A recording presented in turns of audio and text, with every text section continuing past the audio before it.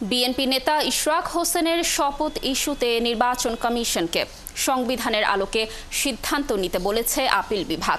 ইশরাকের শপথ না পড়ানো ইস্যুতে খারিজ করা রিটের বিরুদ্ধে লিভ টু আপিল নিষ্পত্তি করে এই পর্যবেক্ষণ দিয়েছে আদালত। বৃহস্পতিবার প্রধান বিচারপতি ডক্টর সৈয়দ রেফাত আহমেদের নেতৃত্বে 7 সদস্যের আপিল বিভাগ এই পর্যবেক্ষণ দেন। তবে ইশরাক শপথ ইস্যুতে ইসির আইনজীবীর বক্তব্যের কঠোর সমালোচনাও করে আপিল বিভাগ। শুনানিতে প্রধান বিচারপতি বলেন, জুলাই আগস্টের গণঅভ্যুত্থানের মূল বার্তা ছিল সাংবিধানিক প্রতিষ্ঠানের আত্মমর্যাদা ও আত্মবিশ্বাস ফিরিয়ে আনা। ইশরাক ইস্যুতে মামলা চলমান সময় ইসি কোনো পদক্ষেপ না নেয়ায় উদ্বেগ প্রকাশ করে আপিল বিভাগ। তবে শুনানি শেষে ইসির আইনজীবী বলেন, আপিল বিভাগ পর্যবেক্ষণ দিলেও নির্বাচনী গ্যাজেট স্থগিত করেনি। আদালত পর্যবেক্ষণ হাতে পেলে তার সিদ্ধান্ত নেবেন। আর রিটকারীর আইনজীবী মোহাম্মদ হোসেন বলেন, নির্বাচনী ট্রাইব্যুনালে আবেদনে ইশরাক হোসেন অনিয়ম করেছেন। এখন কমিশনের উচিত নির্বাচনী ট্রাইব্যুনালের আদেশের বিরুদ্ধে আপিল করা। তবে ইশরাকের আইনজীবী মজবুন দাবি করেন, আদালত আজ রিট নিষ্পত্তি করেছেন, নির্বাচনী গ্যাজেট বাতিল করেননি। এখনও ইশরাকের শপথের সুযোগ রয়েছে। গত 22 মে উচ্চ আদালত ইশরাকের শপথ না পড়ানোর রিট খারিজ করে দেন। স্থানীয় সরকার নির্বাচন এবং জাতীয় নির্বাচন, সব নির্বাচন পরিচালনার ক্ষেত্রে তারা সম্পূর্ণ স্বাধীন এবং তারা আইনের দ্বারা পরিচালিত হবে, সংবিধান দ্বারা পরিচালিত হবে।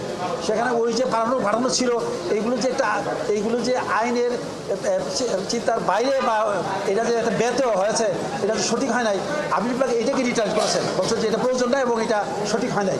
এই মর্মে আপিল বিভাগ বলছেন যে ইলেকশন কমিশন যে সম্পূর্ণ স্বাধীন এবং তার কাজের ক্ষেত্রে তিনি যে কাজগুলি করবেন, এইখানে অন্য কারোর মুখোমুখির প্রয়োজন নাই। এটাকে বরঞ্চ আপিল বিভাগ তাদের এই যে ইলেকশন কমিশনের সম্পর্কে কাজে প্রকাশ করলো, এর দ্বারা ইলেকশন কমিশনের ক্ষমতা রাখে, ওনারা যে সাংবিধানিক ক্ষমতা রাখে, ওনারা সমর্থন করেছে।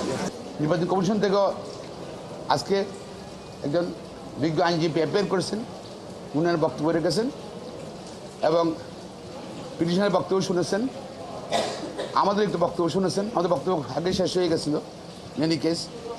শোনার পরে কোর্ট কোনো স্থগিতাদেশ দেননি, অর্থাৎ গ্যাজেট, তারা যে গ্যাজেট স্থগিত চেয়েছে সেটা স্থগিত করেনি। কোর্ট একটা অবজারভেশন দিয়েছে যে নির্বাচন কমিশন স্বাধীন, যেহেতু সাংবিধানিক প্রতিষ্ঠান, তারাই এবারে সিদ্ধান্ত নেবে, যাদের সিদ্ধান্ত চূড়ান্ত হবে। ইশরাক হোসেনের শপথের শুনানি সহ আদালত পাড়ার আরও খবর নিয়ে আমাদের সাথে যুক্ত হচ্ছেন সহকর্মী সৈকত সাদিক। সৈকত, ইশরাক ইস্যুর নিষ্পত্তি নিয়ে আইনজীবীরা কি বলছেন? এছাড়াও আজ আদালতে আর কোন মামলার কার্যক্রম রয়েছে, জানাবেন আমাদের বিস্তারিত। আজকে যে বিএনপি নেতা ইঞ্জিনিয়ার ইশরাক হোসেনের শপথ পড়ানো না নিয়ে বা যেই রিটটি হয়েছিল সেই রিটের নিষ্পত্তি হলো এবং যে বিষয়টি ঘুরে ফিরে আসছে, যে প্রায় গত 1 মাস ধরে বিষয়টি শুরু হয়েছে, যে একটা সুরাহার ব্যাপারটি কিভাবে হবে, ইঞ্জিনিয়ার ইশরাক হোসেন কবে শপথ করতে যাচ্ছে, যেহেতু নির্বাচনী ট্রাইব্যুনাল তাকে বিজয়ী ঘোষণা করছেন, এরপরে আবার নির্বাচন কমিশন থেকেও তাকে মেয়র হিসেবে ঘোষণা করে গেজেট প্রকাশ করা হয়েছে, তারপরেও ইশরাক হোসেন শপথ নিতে পারছেন না। এই যে এর বিষয়ের মাঝখানে একটা দাঁড়িয়েছে একটি রিট। একজন আইনজীবী মামনুর রশিদ একটি রিট করেছিলেন এবং সেই রিটের শুনানি হয়েছে উচ্চ আদালতে। উচ্চ আদালতে শুনানির সময় গত 22 মে কিন্তু উচ্চ আদালত রিটটি খারিজ করে দিয়েছিলেন, বলেছিলেন যেই পক্ষ এখানে আপিল করেছেন সে তো নির্বাচন সংশ্লিষ্ট কেউ নয়, এই আপিলটি করার এখতিয়ার রয়েছে যে নির্বাচনের যে অন্য প্রতিদ্বন্দ্বী তারা আপিল করতে পারে। তারপরেও কিন্তু একজন আইনজীবী মামুনুর রশিদ যিনি রিট করেছেন তিনি দমে যাননি, তিনি কিন্তু একটার পর একটা আইনি পদক্ষেপ নিয়েছেন। সর্বোচ্চ আদালতের যে সর্বোচ্চ পর্যায়ে আপিল বিভাগ, সেই পর্যায়ে পর্যন্ত তিনি এসেছেন। তিনি চেম্বার আদালতে গিয়েছেন, এরপর আপিল বিভাগে গিয়েছেন। আজকে প্রধান বিচারপতি ডক্টর সৈয়দ রেফাত আহমেদের নেতৃত্বাধীন 7 বিচারপতির যে পূর্ণাঙ্গ বেঞ্চ আপিল বিভাগ, সেইখানে শুনানির পরে বিষয়টি একটা সুরাহা হলো, কিন্তু সুরাহা কিন্তু আনুষ্ঠানিক হয়নি। নির্বাচন কমিশনের যে ভূমিকা আজকে আদালতে গতকালকে প্রধান বিচারপতি বলেছিলেন যে এই যে রিটটি হলো, এই রিটে যে বাদী বিবাদী 2 পক্ষ শুনানি হচ্ছে, নির্বাচন কমিশন যেহেতু একটা ভাইটাল জায়গা, তারাই সব কিছু করেন। এই তাদের কি ভূমিকা, তারা কি আদালত পর্যন্ত এসেছিলেন কিনা, তার প্রেক্ষিতেই কিন্তু আদালত আজকে নির্বাচন কমিশনকে বা তার পক্ষের প্রতিনিধির বক্তব্য শোনার জন্য আজকে দিন নির্ধারণ করেছিলেন। সেই প্রেক্ষিতে নির্বাচন কমিশনের পক্ষে একজন আইনজীবী, সিনিয়র একজন আইনজীবী তিনি এসেছিলেন। তিনি তার জায়গা থেকে যেসব ব্যাখ্যা দিয়েছেন, তারা বলেছেন কিভাবে তারা এই নির্বাচনী ট্রাইব্যুনালের রায় হাতে পাওয়ার পর সেটা নিয়ে আইন মন্ত্রণালয়ের সাথে কথা বলেছেন, চিঠি চালাচালি করেছেন, তারপরে তারা একটা গ্যাজেট প্রকাশ করেছেন। এসব বক্তব্যে কিন্তু আজকে আপিল বিভাগ সন্তুষ্ট হননি। আপিল বিভাগ বলতে গেলে এক ধরনের উম্মা প্রকাশ করেছেন, বলেছেন কি সব বক্তব্য, কেমন বক্তব্য বা ইসির পর্যবেক্ষণ।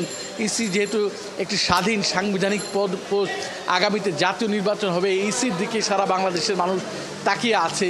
ইসি সাংবিধানিকভাবে শক্তিশালীভাবে তার দায়িত্ব সে নিজে পালন করবে, সেই দায়িত্ব পালন করে না করে সে এই প্রতিষ্ঠান ওই প্রতিষ্ঠানের ঘাড়ে দায়িত্ব চাপাচ্ছে। এই যে আদালত পর্যন্ত এসেছে, সেখানে তারা এই মামলাটি হলো, তারা এখন পর্যন্ত আসেননি। সবশেষে প্রধান নির্বাচন কমিশনার বা অন্যান্য প্রধান বিচারপতি এবং অন্যান্য যারা বিচারপতি আপিল বিভাগের সবাই কিন্তু এই বিষয়টি নিয়ে এক ধরনের উদ্বেগ প্রকাশ করেছেন। ইসির যে আইনজীবী যে বক্তব্য দিয়েছেন সেটাতে তারা সন্তুষ্ট হননি। সর্বশেষেই প্রধান বিচারপতি বলেছেন যে রুল নিষ্পত্তি, আজকে রিটটি নিষ্পত্তি করেছেন। তিনি বলেছেন এই ইশরাকের বিষয়ে মূল সুরাহাটা কিন্তু নির্বাচন কমিশনকেই করতে হবে, যেহেতু নির্বাচন কমিশন একটি সাংবিধানিক জায়গা, সাংবিধানিকভাবেই তারা এই সিদ্ধান্ত নেবেন। এই যে নির্বাচনী ট্রাইব্যুনাল তারা যে শপথ পড়া ইশরাককে বিজয়ী করলো, সেই বিষয়ে তারা কি আপিল করবেন, নাকি ইঞ্জিনিয়ার ইশরাক হোসেনকে মেয়র হিসেবে ঘোষণার জন্য যেই তারা একটি গ্যাজেট প্রকাশ করলেন, সেই জায়গায় তারা শক্ত অবস্থানে থাকবেন, সেই বিষয়টিকে নির্বাচন কমিশনের উপরে ছেড়ে দিয়েছেন। সব মিলিয়ে আজকে নির্বাচন কমিশনকেই এই দায়িত্ব নেওয়ার জন্যই তারা ভূমিকা রাখার জন্যই এই প্রধান বিচারপতি নেতৃত্বাধীন আপিল বিভাগ থেকেই। ধন্যবাদ আপনাকে আমাদের সাথে যুক্ত থাকার জন্য।